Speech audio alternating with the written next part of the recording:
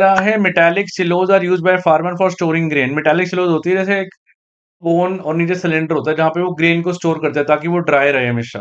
Farmer गिरदर ने decide करा to build a new metallic silo to turn is harvest grain into shape of a cylinder mounted by a cone. देखो बता भी वही रहा है वो। क्या कैसा है वो? कह रहा है सिलेंडर है और उसके ऊपर कोन है, तो भाई पहले इसको छोटा कर लेते हैं। ठीक है, इजी रहेगा मेरे लिए भी, फिगर बनाना भी इजी रहेगा। तो कह रहा है कुछ ऐसा ही, ये ठीक है। Dimension of the conical part, radius दिया हुआ है 1.5, तो रेडियस है 1.5 मीटर। हाइट है कोनिकल पार्ट की, हाइट है 2 मीटर। सिर्फ कोनिकल पार्ट की बात कर रहा हूं मैं। और सिलेंड्रिकल पार्ट की अलग दे रहा है। रेडियस दे रहा है 1.5, तो रेडियस तो सेम है अपना, रेडियस है 1.5। और हाइट है 7 मीटर, हाइट है 7 मीटर। ठीक है। कह रहा on the basis of the above information answer following calculate the slant height of the conical part.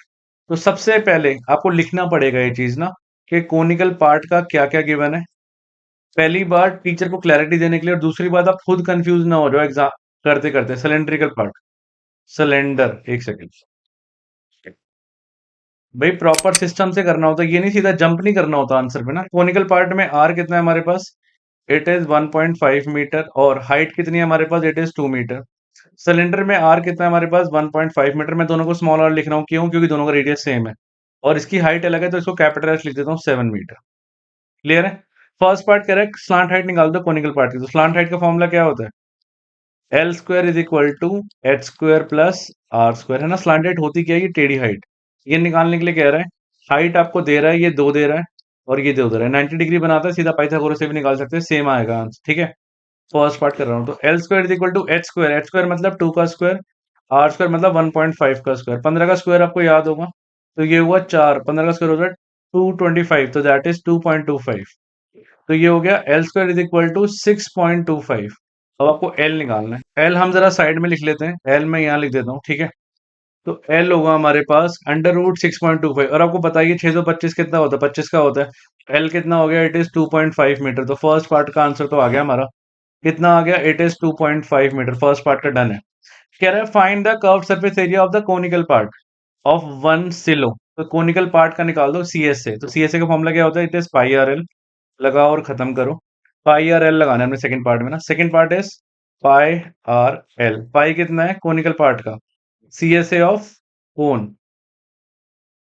पाई है, पाई कितना लेना है? गिवन कर रहा है पाई में, तो पाई गिवन नहीं कर रहा तो 22/7 ही लूंगा। तो 22/7।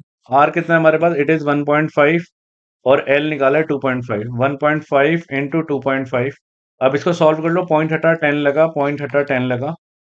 ठीक है। कुछ कट नहीं हो रहा, तो आप एक काम करो, 5 से ही काट लो। 5 3 5 2 5 5 5 2।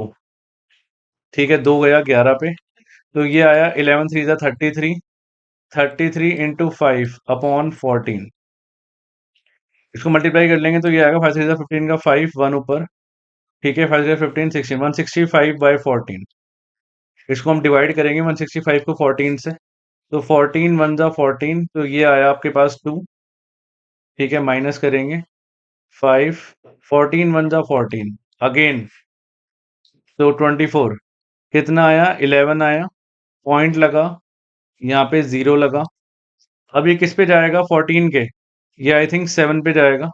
तो 14 7 98। तो ये आ गया 98। ठीक है।